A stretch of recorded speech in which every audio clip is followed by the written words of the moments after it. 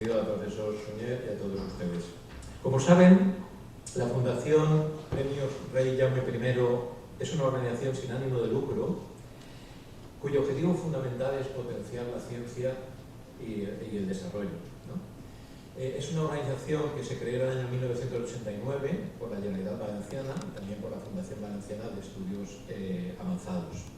Y lo fundamental que hace el reconocimiento de estos premios es a la trayectoria, bien personal o bien de grupos, de personas que han destacado en su profesión y que hacen de España un país, sin lugar a dudas, mejor.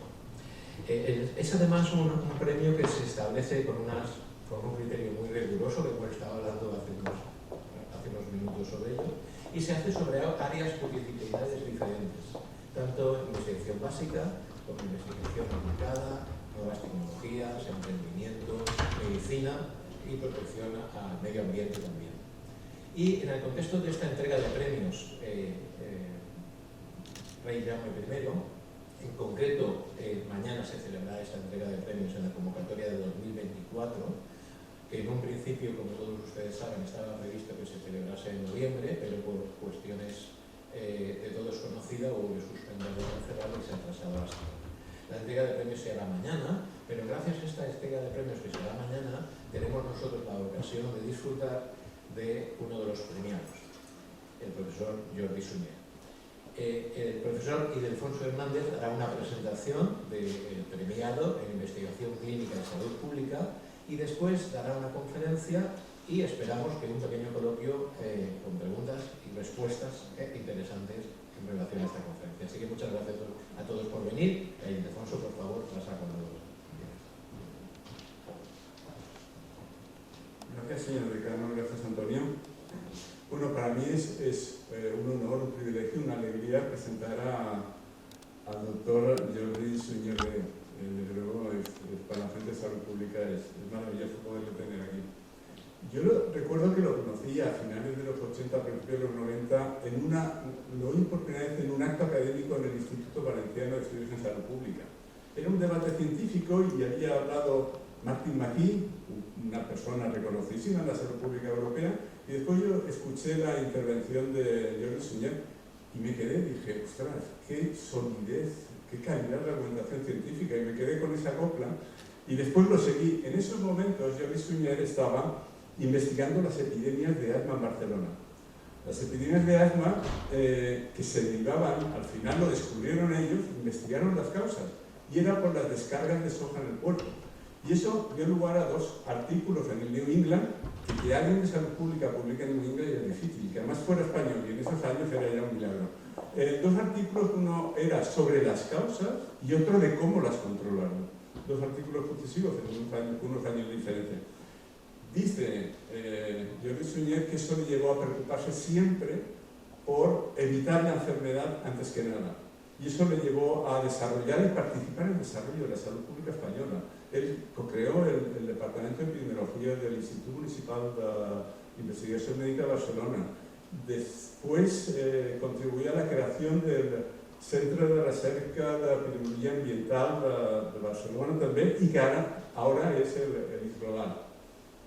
Bueno, en fin, un desarrollo de la salud pública, y él tiene una carrera brillante, realmente brillante, ligada a descubrir los orígenes ambientales del asma, EPOC, y ligada también a la influencia en el desarrollo infantil. Todo esto lo ha hecho ideando, diseñando unas cohortes que son referencia mundial, como es la cohorte IMA, Medio Ambiente y Salud, o la cohorte BIS, que es Barcelona Study Board, una cosa así. Son unas cohortes que se han dedicado a ver el papel de la contaminación atmosférica en el desarrollo infantil, incluso antes de nacer, y la influencia también en el desarrollo, en el neurodesarrollo, ¿no? Este trabajo ha dado lugar a un volumen de investigación que realmente es impresionante, es extraordinario. Él ha publicado más de 800 artículos científicos con más de 55.000 citas. Es uno de los mejores investigadores mundiales. Y ese trabajo científico no le ha impedido dedicarse a sus hobbies, sus actividades. Él es intelectualmente muy inquieto, canta en un coro, toca la flauta, es un lector incansable, ahora lleva escribiendo también ficción, cuentos, etc.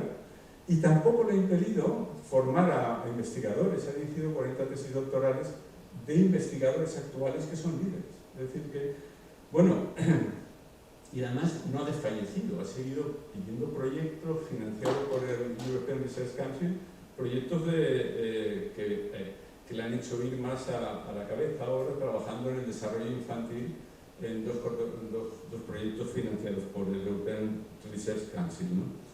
Bueno, la ha llevado a ver cómo la contaminación atmosférica, la disponibilidad de zonas verdes influye en el desarrollo de los bebés, ¿no?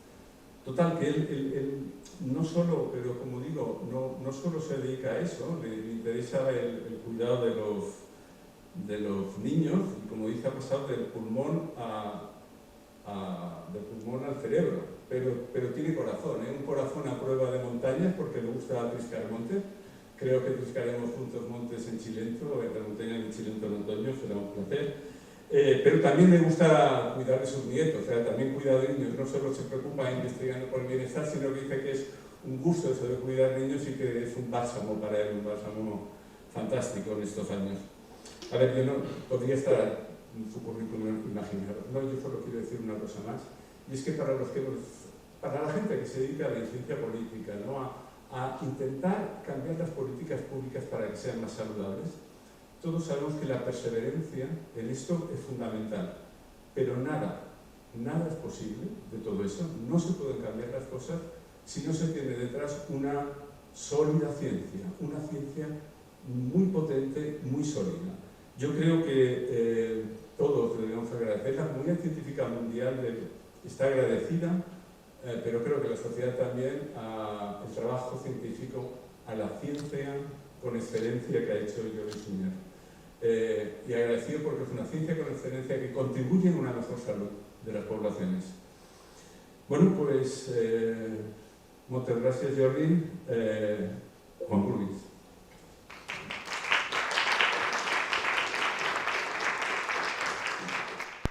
Bueno, imaginaros cómo estoy después de esta presentación, ¿no?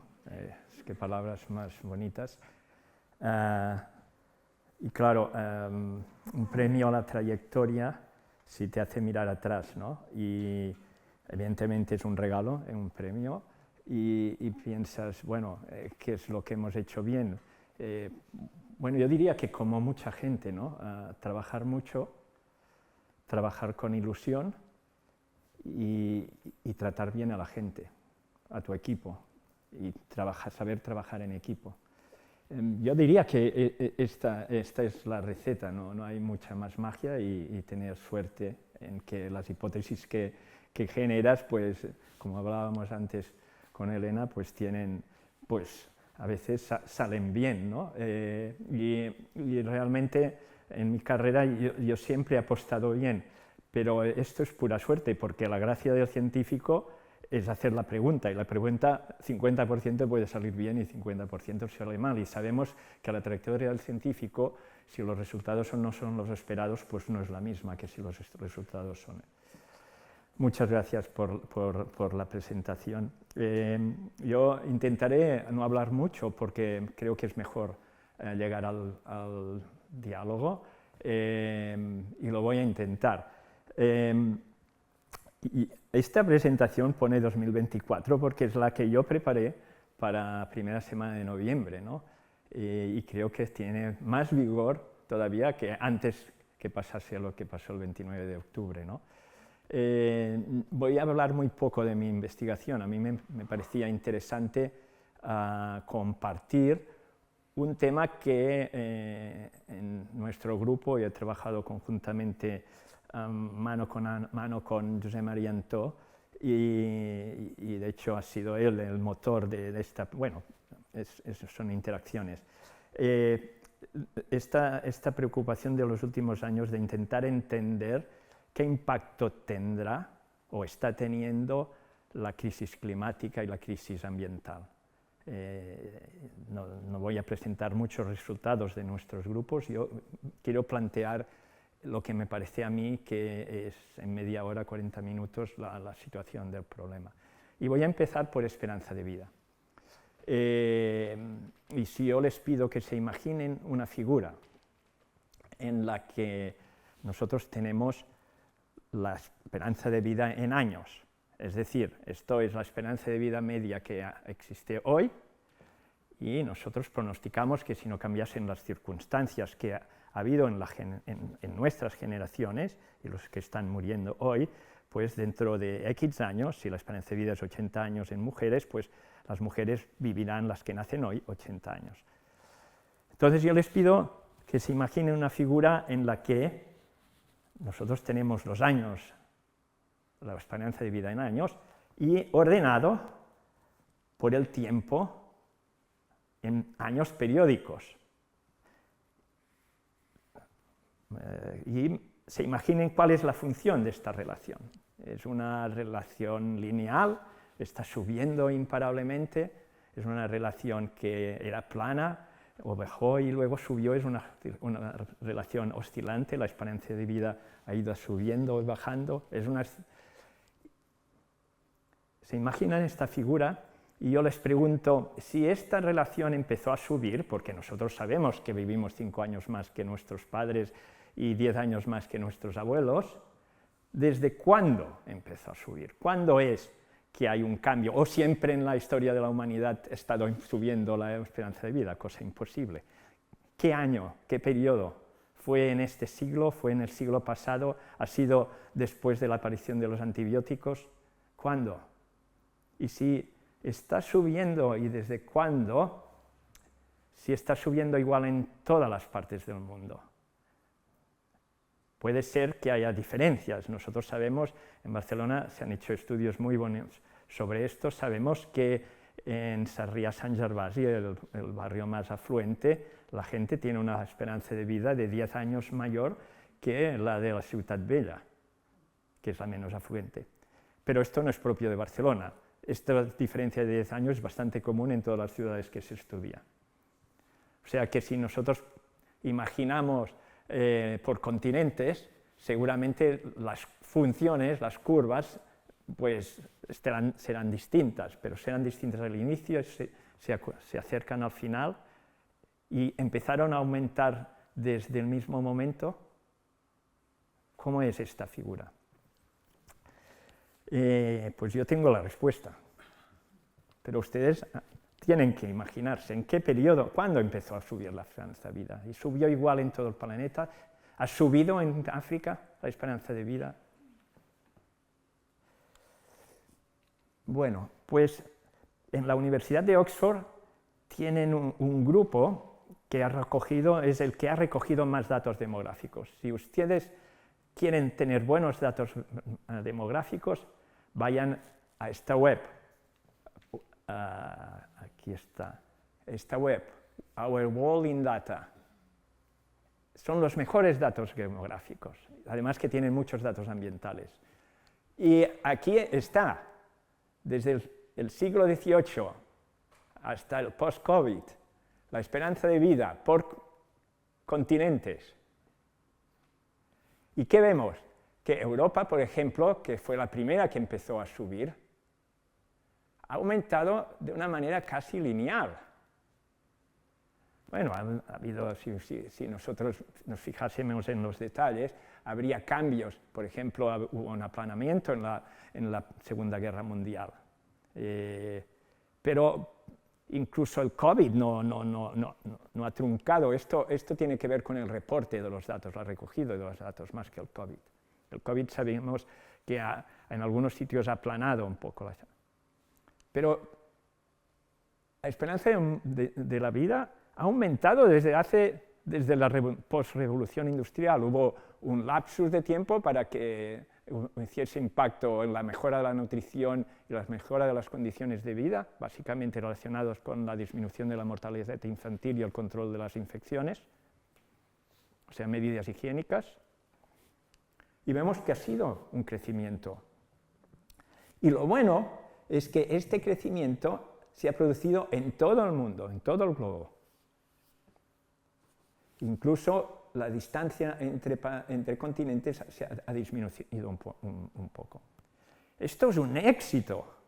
En este mundo tan depresivo en el que estamos en estos momentos, pues esta es una noticia muy buena.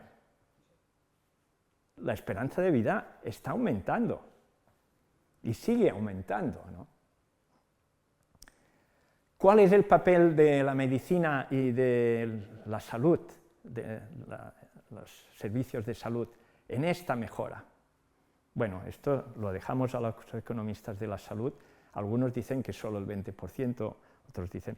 Al principio aquí no había antibióticos. Y aquí lo dejo. De manera que, ¿cuáles son los mayores determinantes de la mortalidad? ¿Cuáles son las causas? No las enfermedades, sino las causas de estas enfermedades que llevan a cambios en la esperanza de vida. Y tenemos, de nuevo, unos datos ya extraordinarios. ¿Cuánta gente de aquí conoce el Global Burden of Diseases? Javier. Bueno, pues muy bien, es de los foros donde hay más gente con Global Burden of Diseases. Pero cualquier médico, cualquier profesional de la salud debería conocer Global Burden of Diseases. Es la base de datos que creó, de hecho, financió Bill Gates, que la Universidad de Seattle ha promocionado, y que reúne toda la evidencia médica y a partir de modificaciones estadísticas puede hacer cálculos sobre la distribución de cualquiera de las enfermedades que ustedes pueden imaginar, o también, como ahora les voy a presentar, las prioridades en cuáles son las causas más importantes de enfermar y de morir. Y aquí está. Yo les presento una figura que creó el World Bank en el año 15 con datos del Global Burden of Disease del año 13. En estos 10 últimos años, Global Burden of Disease ha mejorado muchísimo. Ellos publican casi 20 artículos al año en Lancet, porque Lancet contribuye en Global Burden of Disease también. Y los paneles de expertos han crecido básicamente con expertos de mucha categoría, y hay más de 1000 expertos en los distintos paneles, y ha mejorado mucho el tratamiento matemático de los datos. O sea, de hacer asunciones para llegar a estas conclusiones. El 30% de la mortalidad, en este momento ellos, Global Burden of Diseases, decía que llegamos a conocer en este momento, hace 10 años, el 55% de las causas de mortalidad. O sea, el origen de las enfermedades podríamos decir que conocemos el 55%. Habrá un porcentaje que nunca llegaremos a conocer porque, por ejemplo, en oncología sabemos que el azar en la recombinación juega un papel y es una causa incontrolable hasta la fecha. Vamos a ver. Bueno, pues sabemos que de estas 55%, una de cada 3 muertes tiene que ver con el síndrome metabólico, con el descontrol de la hipertensión, de la hiperglucemia, de la hipercolesterolemia, etc. Que una de cada 5 muertes, el 20%, tiene que ver con la alimentación, con el exceso de grasas saturadas, con las dietas hipercalóricas, con la pobre dieta rica en antioxidantes, de frutas y verduras. Una de cada 5. Una de cada 10 por el tabaco y una de cada 10 por la contaminación atmosférica. Con esto casi explicamos pues, el 70% de las muertes. Y luego ya vienen pues, el sedentarismo, el alcohol y las drogas, la malnutrición, etc. Y otras causas ambientales, una de cada 100 muertes.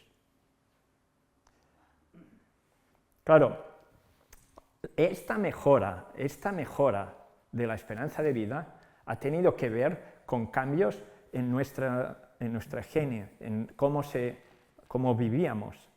Ha tenido que ver no solo con cambios ambientales, sino con cambios en los estilos de vida. A partir del conocimiento científico del que hablaba Ildefonso, pues nosotros podemos hacer intervenciones conociendo estas prioridades. De manera que si seguimos interviniendo para disminuir estos factores, pues mejoraremos la calidad de vida. Bueno, como les decía, Global Burden of Diseases, por ejemplo, estos son datos del 22, con lo que ellos llaman factores externos, y la contaminación atmosférica sigue causando pues, muchas muertes. En este ranking, pues si comparamos con los accidentes de tráfico, que causaría 1,5 millones de muertes al año, sobre todo en países en vías de desarrollo, pues la contaminación causaba casi 9 millones. La mitad era contaminación en las ciudades por aire particulado y la mitad era la contaminación interior en los domicilios en países en vías de desarrollo. Pero lo interesante es, si nos enfrentamos a estas causas, por ejemplo, con la mejora de todo el tratamiento cardiovascular, preventivo cardiovascular, vamos a mejorar la esperanza de vida. Y aquí hay un ejemplo interesantísimo sobre contaminación atmosférica de un artículo en New England del año 10. Porque en Estados Unidos, las 500 ciudades más importantes, en todas ellas hubo una reducción de la contaminación en este periodo, por una intervención muy sencilla, que era poner unos filtros en los camiones, que eran los vehículos a diésel, que es el mayor contaminante que tenemos en las ciudades, y ellos no tenían diésel, coches en diésel. Básicamente fue una intervención fácil allí, aquí en Europa es mucho más compleja. Y lo que ellos presentaron en este estudio fue, a nivel de cada una de las ciudades, ver cómo cuanto más mayor era la reducción en contaminación en partículas de menos de 2,5 micras, más aumentaba la esperanza de vida en este periodo. De manera que concluyeron que con una reducción de la esperanza de vida de 10 micras, aumentaba medio año la esperanza de vida. Medio año era tanto como en aquel mismo periodo salió un paper en Health Economics en el que ellos calculaban que la mejora en 10 años del tratamiento, de las mejoras antineoplásicas del tratamiento antineoplásico con los nuevos quimioterápicos, aumentaba la esperanza de vida en los americanos de medio año. O sea, sería comparable una con la otra. De manera que podemos seguir aumentando la esperanza de vida con la mejora de los tratamientos y con intervenciones como esta. Otra cosa que hemos aprendido en contaminación atmosférica, siguiendo con el ejemplo americano, y estos son datos californianos, es que no solo mejoraba la esperanza de vida, sino que un tema como sería la función pulmonar y el crecimiento de la función pulmonar en los niños y jóvenes, en distintas generaciones de californianos, cada una había nacido y crecido con niveles menores de contaminación atmosférica, pues el porcentaje de jóvenes con obstrucción bronquial, ya sea del 90% o incluso el criterio clínico de obstrucción bronquial, había una disminución. En este caso casi pasaba del 8% al 4%. Había la mitad de jóvenes con criterios de obstrucción bronquial porque habían crecido, y está muy bien controlado los aspectos, por ejemplo, los cambios en el hábito tabáquico o en otras fuentes de contaminación en estos periodos, habían crecido con una mejor calidad del aire. De manera que puede aumentar la esperanza de vida y la calidad de vida, porque sabemos que con mejor capacidad funcional respiratoria, pues tenemos una mejor fisiología, ¿no? Bueno, vivimos más, vivimos mejor, con mejor calidad, y no tenemos muchos indicadores. Un indicador es cuál es la edad en que empiezas a tener una enfermedad crónica, en este caso una discapacidad, años de vida sin enfermedad crónica. También es de Global Burden of Diseases, Lancet 2020. Y vemos que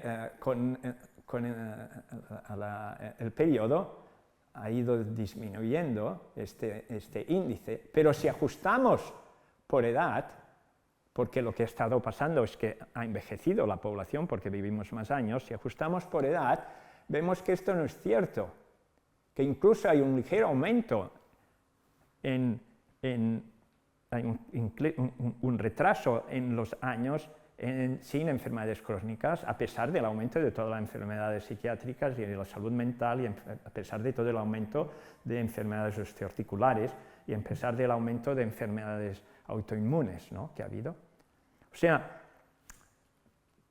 vivimos más años y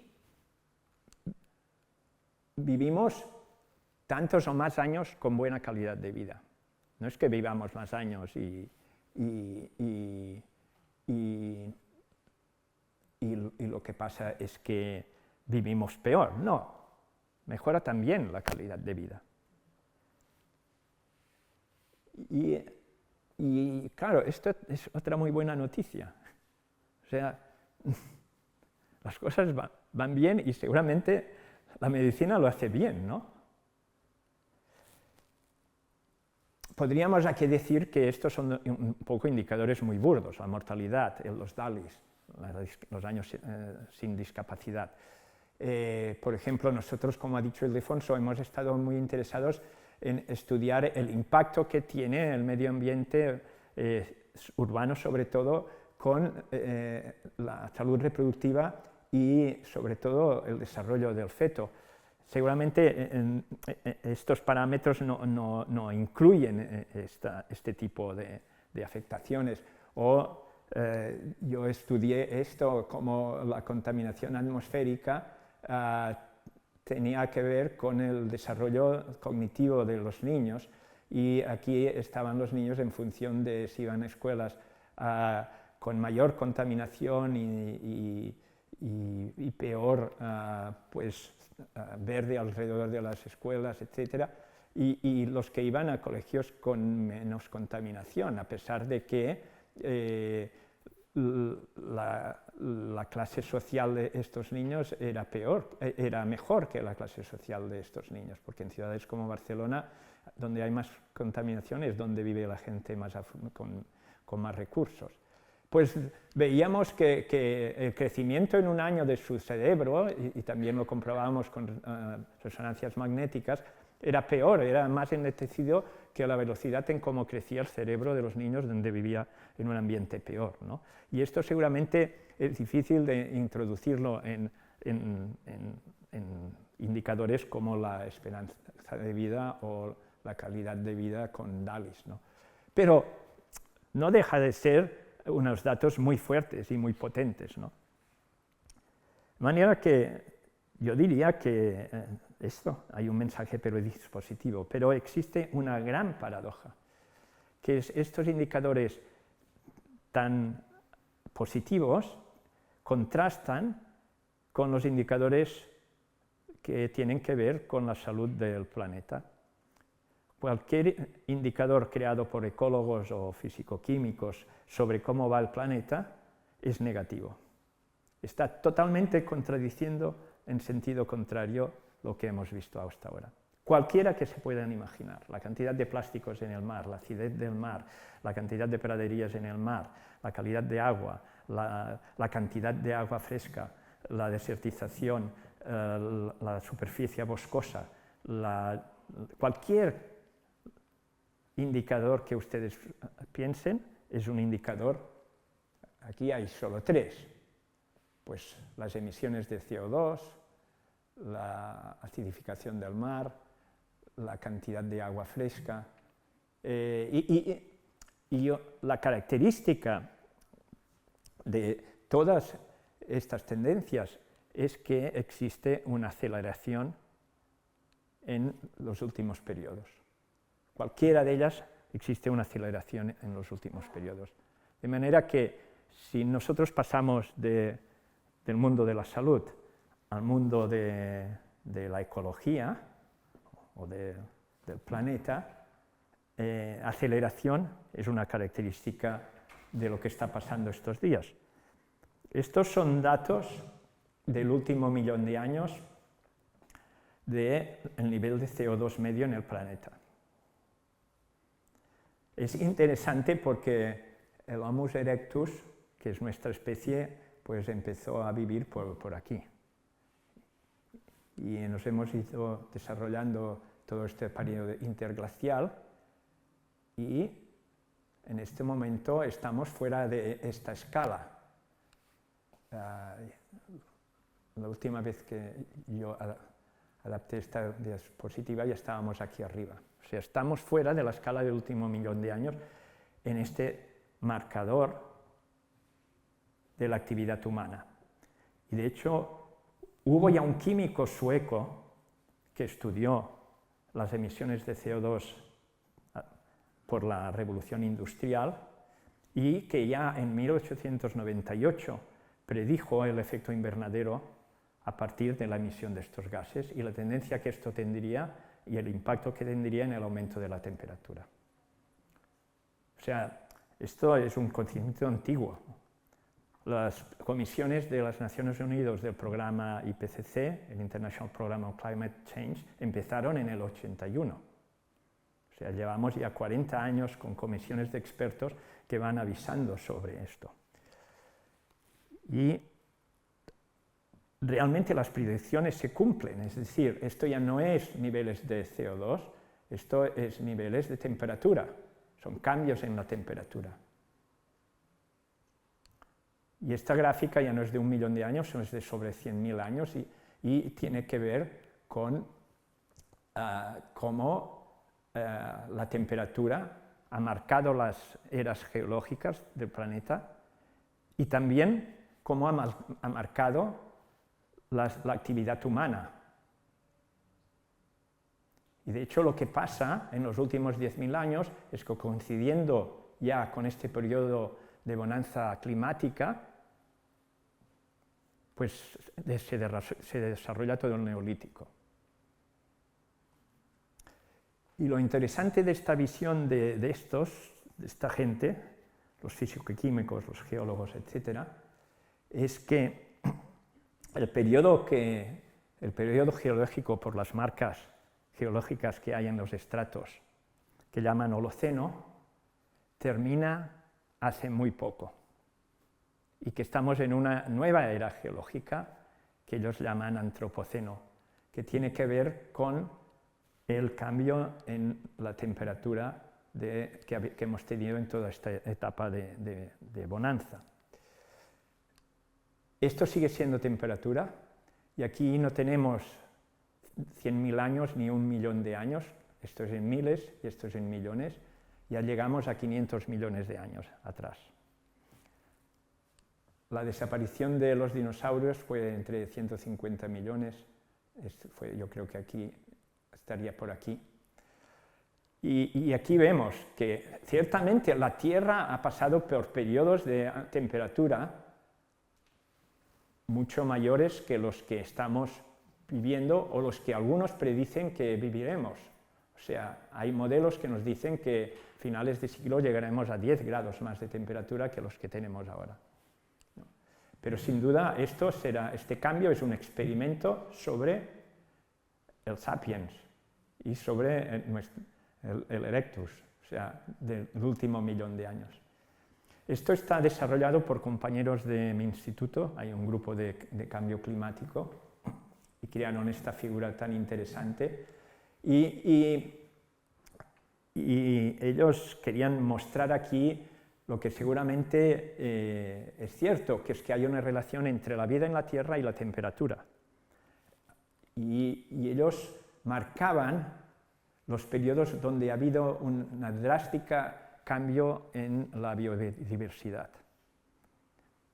Porque están convencidos que las pérdidas brutales del 95% de la biodiversidad, la desaparición de los dinosaurios, tienen que ver con cambios drásticos en la temperatura. De manera que, digamos, estamos experimentando de una manera un poco arriesgada con los humanos, con lo que se está empezando a pasar, que ya hemos subido 1,5 grados, parece imperable llegar a 2, y si seguimos con las mismas emisiones llegaremos a niveles mucho más altos. Lo que parece indudable en las encuestas, el 99% de los científicos o la gente que hacemos ciencia creemos, comparado con el 55% de la población general, es que estos cambios en temperatura son debidos a la actividad humana.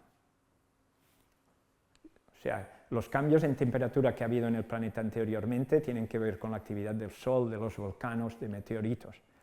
Y la gran novedad del Antropoceno es que la actividad humana produce cambios en la Tierra de manera global. O sea, la actividad animal, de cualquier animal, interactúa con el entorno y produce cambios en su entorno. Pero la novedad del Antropoceno es que estos cambios son universales. Que uno va a un lago del Pirineo a 2.000 metros de altura y aquella agua está contaminada por productos químicos que la naturaleza empieza a ser incapaz de depurar las aguas como había hecho siempre, y que este impacto viene a lo mejor del Canadá. Y uno va al norte de Canadá y encuentra restos y marcas. El Antropoceno, algunos dicen que empezó con la revolución industrial, otros dicen que empezó con las explosiones nucleares, las pruebas nucleares.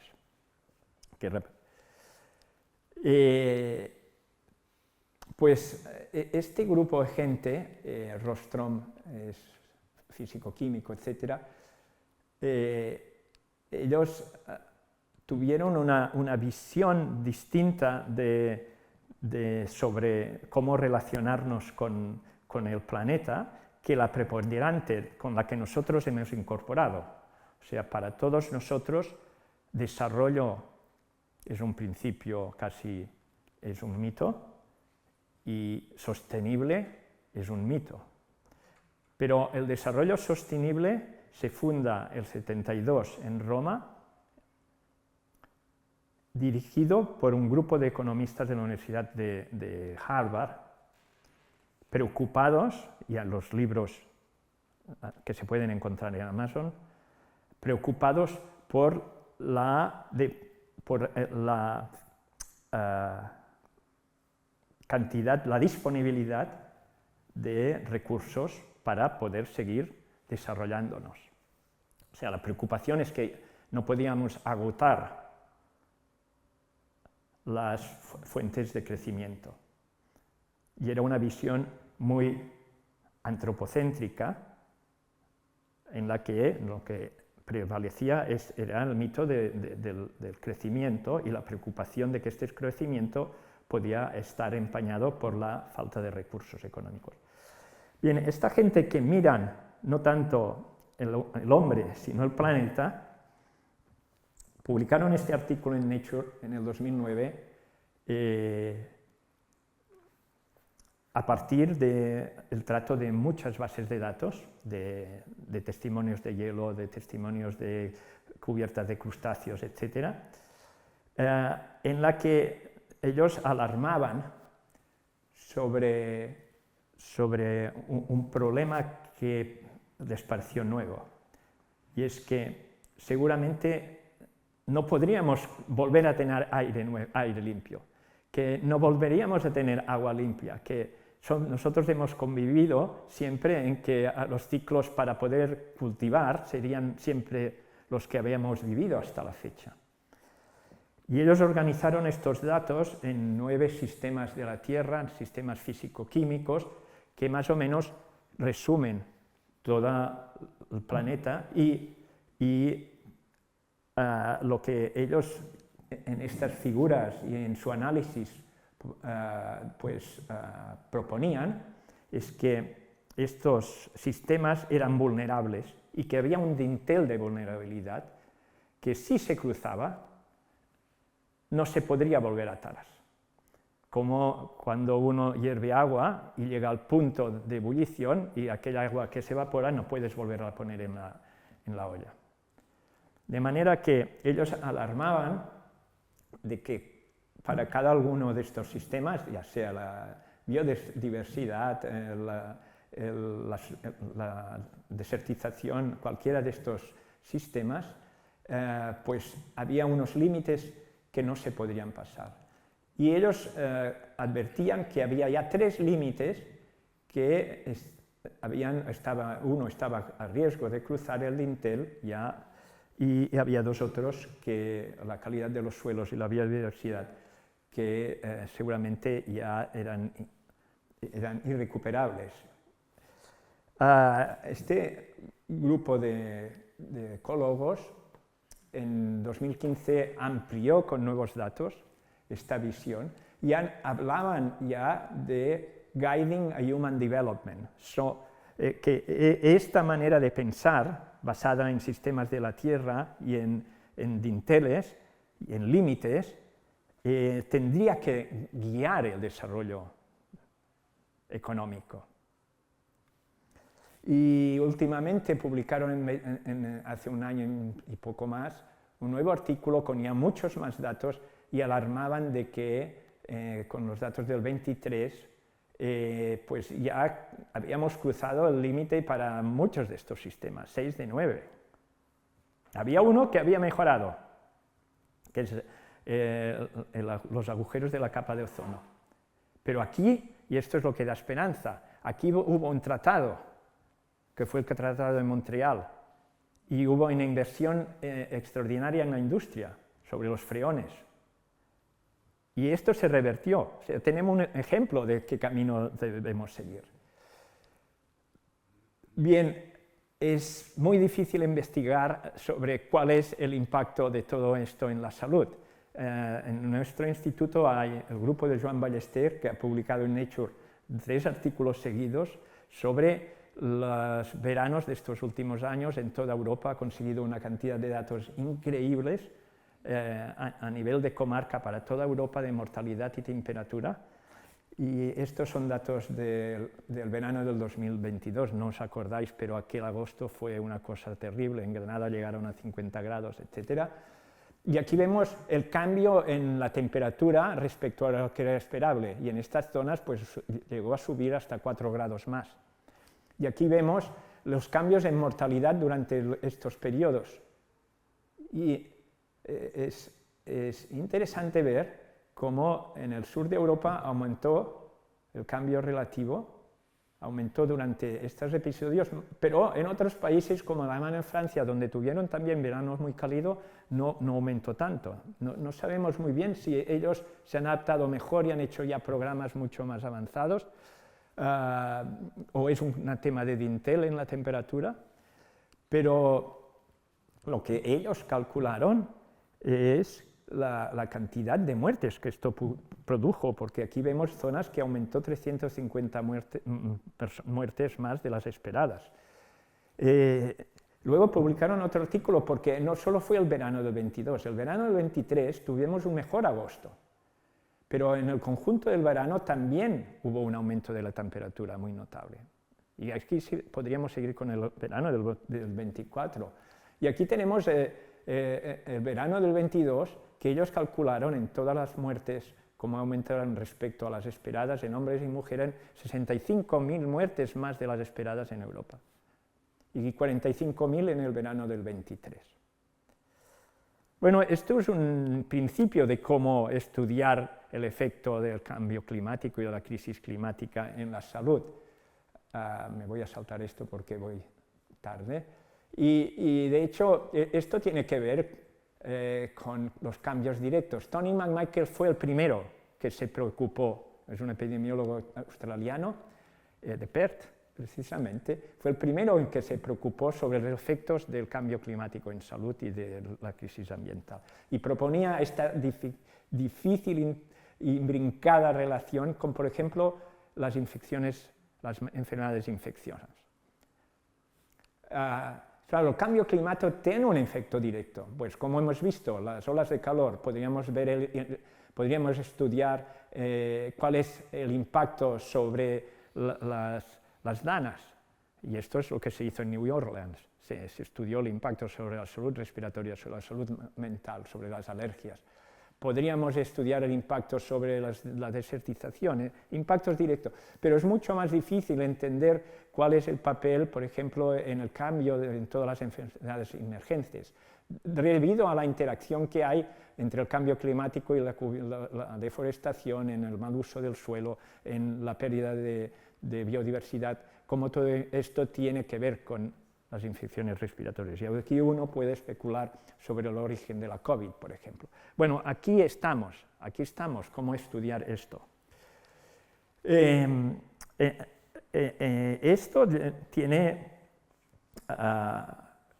una implicación en la salud pública y aquí hay una vía interesante. En el 2015 la Fundación Rockefeller y el grupo Lancet con las universidades de Londres organizaron una convención de casi 2.000 personas, básicamente del mundo de la salud pública, y llegaron a la formulación de esta idea, vistos las evidencias que he mostrado, de que cómo puede ser que nuestra esperanza de vida y calidad de vida sea la mejor de la historia, y en cambio los indicadores planetarios son los peores de la historia.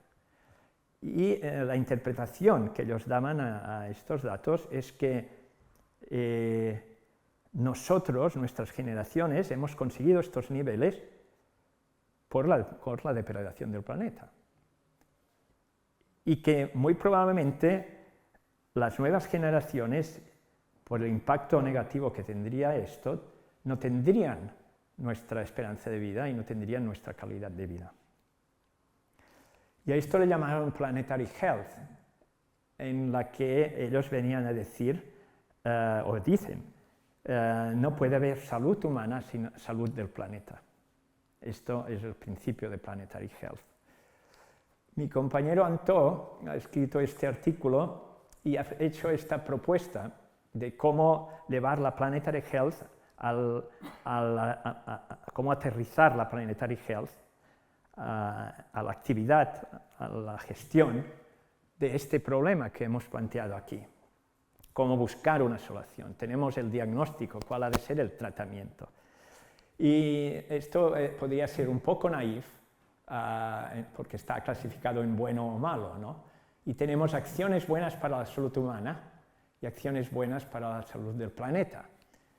Y las contradicciones, por ejemplo, la reurbanización tiene co-beneficios para el planeta y tiene co-beneficios para la salud humana. Menos contaminación atmosférica, mejor salud humana, menos contaminación atmosférica, menos gases invernaderos y mejor salud para el planeta. Pero la contradicción era cuando nosotros, como sector médico, sector de la salud, hacemos actividades que creemos que son buenas para la salud humana, pero son malas para el planeta. Y aquí tenemos un gran tema que es nuestros hospitales y nuestros centros de salud. Por ejemplo, entre el 4 y el 5% de la carbonización del planeta se debe al sector sanitario, a los hospitales. Somos unos grandes consumidores de energía. Somos grandes productores de residuos. Porque la cirugía, básicamente quirúrgicos, en este momento reciclamos muy poco. O el tema de la resistencia a los antibióticos y el sobreuso de antibióticos, etcétera. Podríamos pensar otros.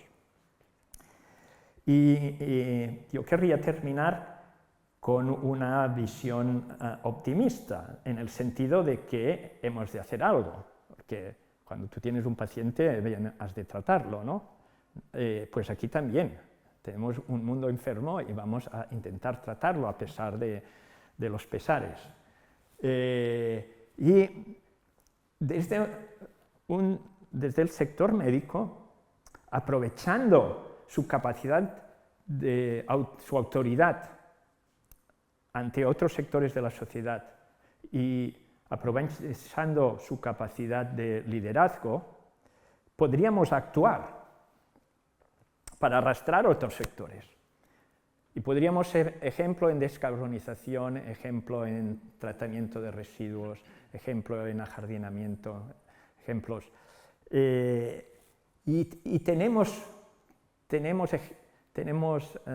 gente que ha empezado y que son líderes. Por ejemplo, cerca de Barcelona tenemos este hospital, en Mollet. pues será un área, si estuve ayer en Ciudad Real, será una cosa parecida, no sé, casi 200.000, atienden casi a 200.000 personas, ¿no? Y ellos llevan 20 años comprometidos con que su actividad sea lo más sostenible posible.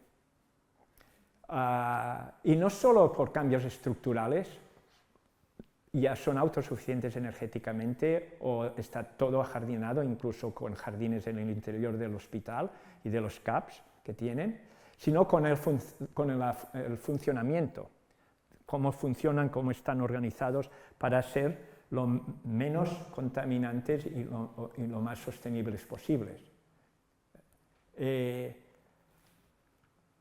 Al punto que les han dado el premio al mejor hospital sostenible del mundo, esta gente. O sea, tenemos ejemplos para seguir. Claro, si uno, esto dirás, bueno, esto es el 5%, si Trump está haciendo drill, my friend drill, pues esto seguramente será irrisorio, pero si nosotros miramos cuál es la respuesta planetaria y lo que tendríamos que hacer, seguramente pues nos perderemos la esperanza y nos desilusionaremos y no llegaremos a nada. De hecho, hay una receta. La receta la sabemos en el mundo. Y coincidió con la pandemia y tuvo poco efecto, pero en Naciones Unidas, vistas las dificultades de aplicar los objetivos de desarrollo sostenible, convocaron a un grupo de científicos numeroso y súper científicos para que hicieran una recomendación de cómo aterrizar y hacer prácticos los objetivos de desarrollo sostenible. Sabéis que el tercero es salud y bueno, tenemos muy claros los objetivos, pero las acciones para producir estos objetivos están un poco desajustadas. Y este comité produjo este documento de Future is Now, que nos daba las recetas. Tenemos que hacer 6 cosas. Y ellos decían lo que ha dicho Ildefonso antes, la base es la evidencia científica. Y aquí no se lee muy bien, yo lo voy a leer. Y para cada una de estas 6 cosas que tenemos que hacer, en la que ha de entrar todo, salud, pero economía y todo, educación, todo en cada una de estas 6 actividades, pues ha de haber realmente una colaboración entre la política, la economía y la ciudadanía.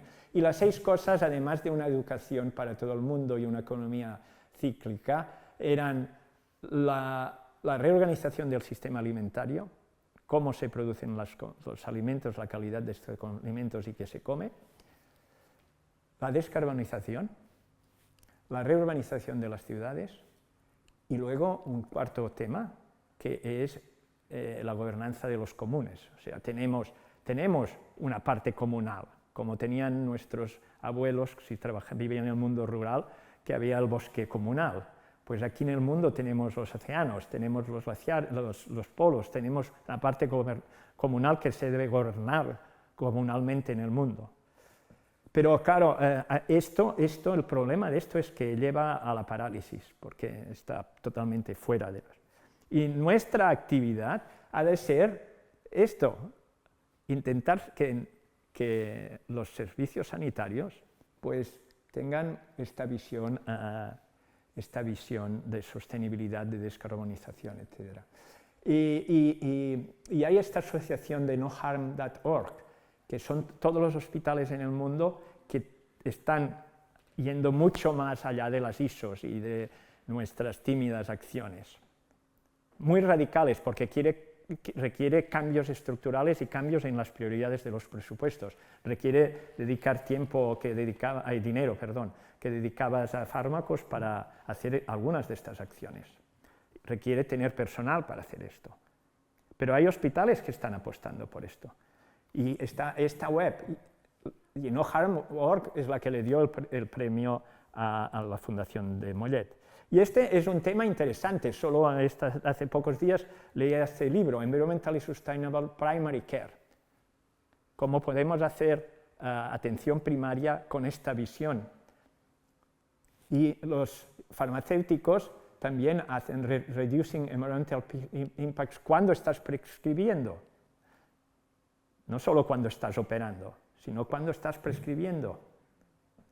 Porque una sobremedicación no solo es no sostenible por el tema de packaging, también es no sostenible por el tema de productividad inútil, etc., además del tema de efectos secundarios en el paciente, pero para el planeta.